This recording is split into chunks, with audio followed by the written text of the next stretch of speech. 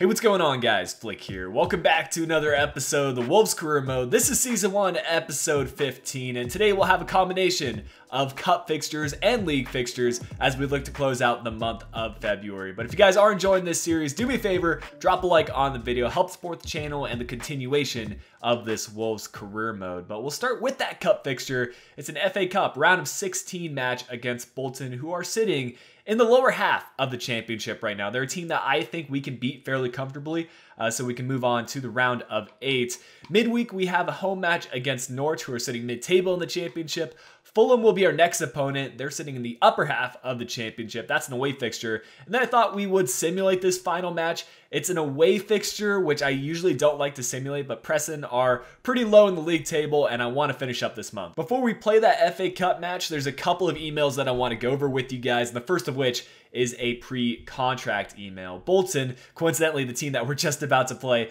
have agreed on a pre-contract sum for Nazon, so he'll be departing the club next season. It's not a big deal. I haven't even played him since he rejoined the club in the winters, so it's just extra cash that'll be coming our way next year. And the other email is a little bit more important. Courtney House is looking to get some playtime, which fits in perfectly. If you guys remember back to the last episode, Boley picked up a minor injury. He'll be out for about 3 weeks. So I think Courtney House will be his replacement. It's been a while since we last used the 5 at the back formation, and I think now's a great time to bring it back. And I'm actually going to feature a few fresh faces on the substitutes. You can see Amaral on the bench. This is the first time he's eligible to come on in a match, and I think there's a good probability we'll swap him and House at some point in the fixture. You can see House's stamina is not at 100%, so Amaral would be a good replacement for him. A quick look at the clubs remaining in the FA Cup. There's definitely some strong sides left in the competition, but some teams that I would expect to be there are not. We've already seen some thrilling matches take place in the FA Cup, including a 90th minute equalizer for us in our last match. I'm hoping this one is going to be a bit more comfortable. We have a couple attackers here, and Costa making the run in behind. That is intercepted, but the play is called back for a free kick. Looks like a yellow card will be issued to the Bolton player. Actually, no yellow card, just a free kick for us, but these are always going to be dangerous. We'll get the 3 players up here, and Costa will make the run inside, playing the pass immediately. Open player, instead it fell to a Phobie. We go with the long shot effort. That wasn't a great chance. We missed an open player in Costa. Nevish is making a run through the entire defense. We're going to slip that through to a Phobie. Can he finish this time around? He'll get it by the keeper. Almwick was trying to close down the angle, but Phobie knew what he had to do, had a good idea of where the keeper was relative to the ball. We're going to shush the camera, get that 1-0 lead against Bolton. There's Amiobi on the ball, trying to send it across. Norris doing well to punch that away, but it falls right to Henry. Taylor now, skipping by 2 players. That's a great bit of skill from the attacker, but Norris has been equal to every Bolton attacking chance, and that's why I like to feature him in these cup matches.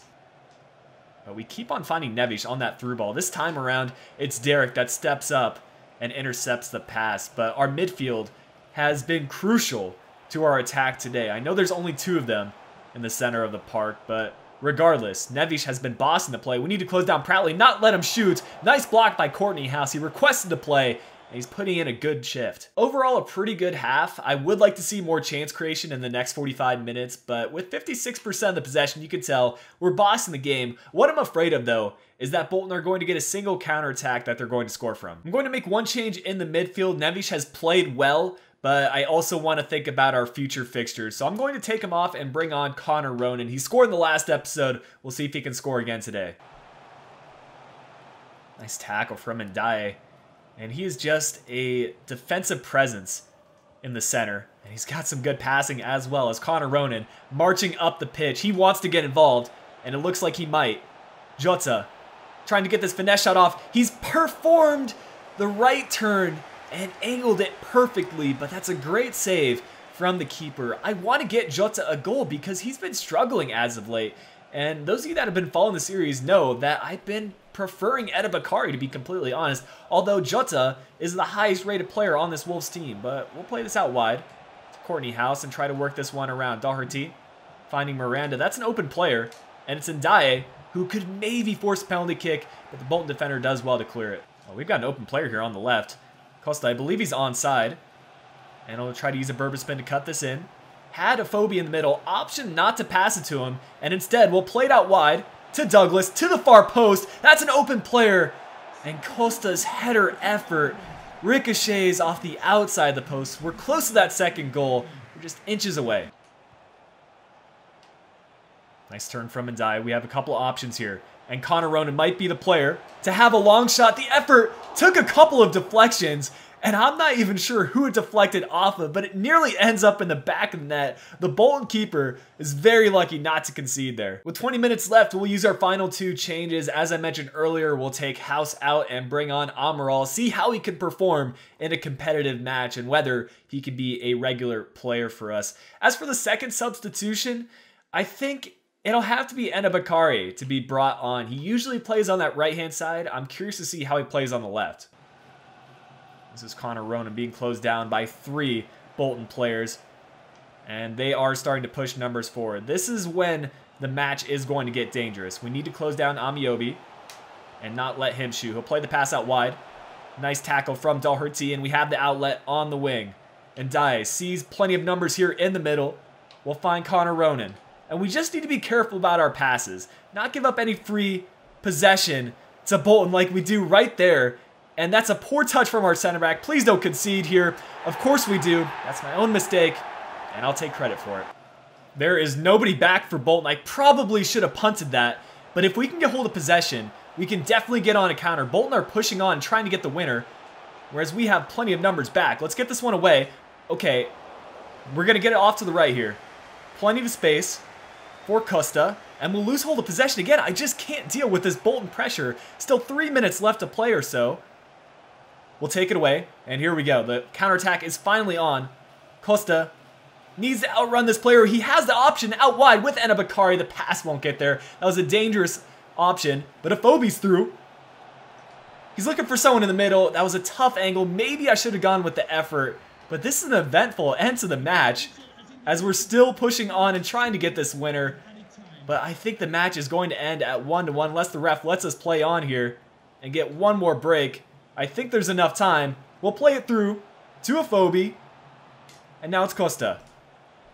We want to find him on the through ball, and we do. We have options in the middle. Connor Ronan, can he be the hero for us once again? We didn't time the pass well, and that's going to be full time. I'm pretty disappointed in our overall chance creation. I mentioned it briefly at the halftime break, but we didn't do that much better in the second half. We held on to plenty of possession, but we need to be testing the keeper more. Because we have to do an FA Cup replay, our schedule has been moved around, and we actually don't need to simulate that match on the 28th, which is actually a benefit. I don't like to simulate when I don't need to, and this allows us to finish up the month. Here's a look at the league table going into our match against Norwich, and Reading sit 5 points ahead of us, but they have 2 more matches played, which could potentially mean if we were to win both of our matches and then go level on matches played with Reading, we'd be 1 point ahead of them. We just need to focus on our results and pick up full 3 points. We're coming off only a few days rest from our FA Cup fixture, but because we didn't start most of our usual first teamers, we're able to field a strong side today. It'll definitely be nice having Podaince back in the starting 11. I would say he's the most impactful player in this Wolves team, and he did just hit 80 rated as well. Despite not having the best league position, Norwich are a strong side. They have Nelson Oliveira up top who can definitely bag some goals. Oh, Jota's done well to create some space. He might have an effort here, and there's something wrong, man. It's either just a horrible streak that he's on, an unlucky streak, or his finishing just isn't good enough. I'm getting in really good positions with Jota. He just can't put the finishing touch on it. Here we go, Podaince has a lot of space ahead of him. Let's see if he can finish this one. The finesse shot going wide, and we're just not making the most of our chances today, are we? I should have gone on Podaince's strong foot on his right side, but I saw that left side of the net open up, and I expected Podaince to put that away. There we go, some nice passing.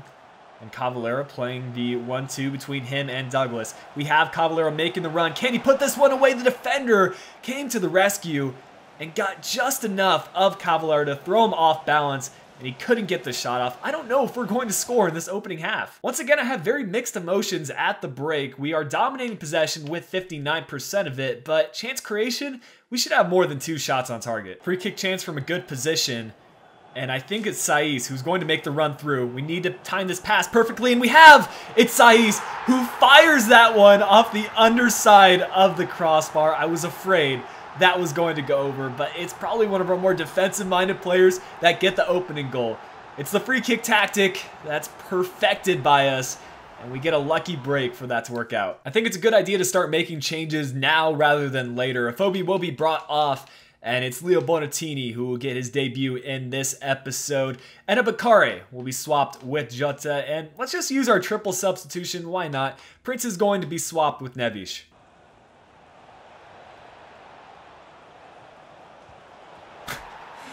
Oh man, it's Norwich that come off right after kickoff. They burst down the right wing and play that ball inside. There's not much I could have done to defend it. It's the number 7 in the right place at the right time, and it was really just a tap-in for him.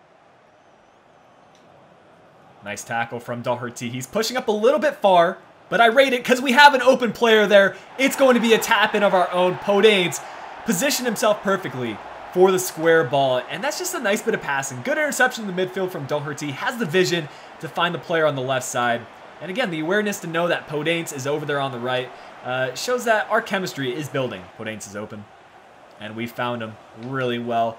We'll spin this one in, and I think this is finesse shot territory. Indeed it is. Podanes getting another goal in this one, making it 3 for us, and giving us a 2-goal lead. That was going to be crucial for us because honestly, Norwich were looking dangerous, and of course it's our main man, Podanes, to step up. That was a much better performance in this one. We finally got some shots on target and was still able to maintain a good amount of possession. Man of the match, I think it has to go to Podanes. He scored that brilliant finesse shot from outside the box, although our attack altogether played extremely well. Good news for us as Willy Boly has been cleared to return to first team training sessions, and an important email has come in saying that I actually need to be accepting those pre-contract transfer offers. The one for Donovan Wilson has expired. That's not the big deal because it was hardly any cash we would receive from him, but I need to go ahead and accept the other ones right away. I will do so now. Just to make sure we're on the same page, the 2 transfer offers that I just accepted were for Mason and Nazon, 2 strikers that both have a decent value. Our match against 10th place Fulham will be the final one of the episode, but more importantly, you can see we are closing the gap on Reading for the first place spot, just 2 points behind them now. We're not able to feature our strongest team for this match, but the key players are still in the side. The likes of Jota at right wing, Costa at left wing, and the goal-scoring threat, Connor Ronan. Fulham have gone with some interesting choices for their starting 11. From my understanding, the players that are making an impact for them in real life, like Ryan Sessegnon, are only featuring on the bench. Lazovic, nice move to create some space, and he might be looking to float in across. We'll close him down, and that's a nice tackle. We'll get it away, and Ronan needs to find an outlet. It does well to get it over to Costa. Now we have numbers coming forward. Jota joining the attack, and the left side is wide open. We will use Costa, and I have an option here on the far post. It's Afobe who's going to rise up, but it only goes out for a corner kick.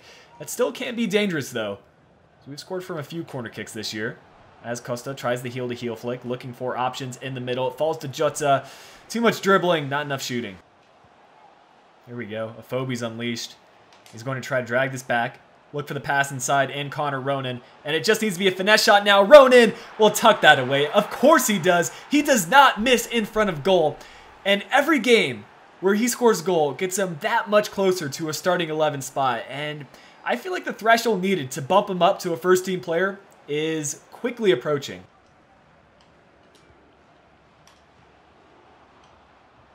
Jota's through. Can he get there? It's just an inch away for Jota, and it's such an unlucky streak he's on. I'm continuing to give him opportunities and matches where he can play, but at some point, I'm just going to have to say enough is enough and put in players that are scoring goals like Ronan instead of him. Some nice link-up play between Afobe and Jota. He's trying to get by this defender. He has an open player in Ronan. He'll have the effort, and Connor Ronan, the shot goes just wide. There are the skill moves that I'm looking for. Well done, Jota. To find Afobe, I want to get it back to Jota, and I don't blame him for that one. He created a chance. Maybe I need to change my perspective on him and think of him more as a creator rather than a goal scorer. Regardless of my opinion of him, Jota is the most tired player on the pitch. He's been working hard. The results just haven't gone his way, and we will substitute him off and give a young player in Felix Meyer an opportunity to shine. Here we go. This could be a chance for a second. I see Afobe on the left, and we're just going to play it across to him. It's going to be an... Did he really just miss that? When you miss that sort of chance, you know it's going to be an insta-sub. Fovi is being brought off right away. Bonatini being brought on. We're also going to strengthen up the left mid position in terms of stamina by swapping Costa and Gero. Here's Meyer getting involved, playing it across to Bonatini. Can he finish? Another shot going just wide. We need to seal this match and get a second goal. I know Fulham are going to score a counter. Of course they're going to score that. I mentioned it just minutes ago in terms of the game. Fulham are going to score on one of their only chances, and now the game's level. Come on, Gero. Why are all these shots going wide? I know that's on Gero's non-preferred foot, but that's 3 or 4 chances that could have potentially been goals.